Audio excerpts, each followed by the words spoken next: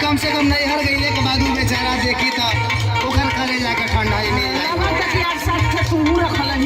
सुना रानी हमार बात तनी सुना बोला ओ सारी तेरा आई लबानी तेरी रे मुहाला आउ नवा की गो देखाती करतानी हाला।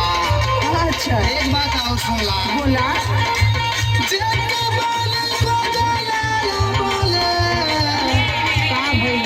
सुना हमार बात सुना तारू ना हाला मत करो छूटला निशानावा गो दवाइले तू ना गो दवाइले तू ना अपन के नाम के गो जानवा गो दवाइले तू ना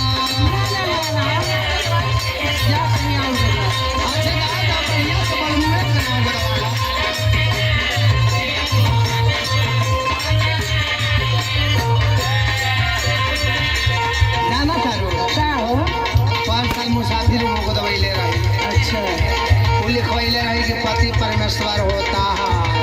अच्छा धनंजय को दवाइले रही कि आई लव यू सावरिया।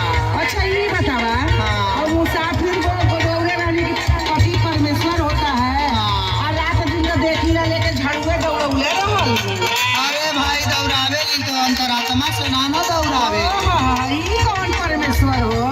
हाँ वैसे ही आजकल का मॉडर्न में जो का परमेश्वर हम वैसा ही कुल। अच्छा विशालो भोगो दवाइले रही लालो भो 3600 बसंतो सो आ जाइयो भो।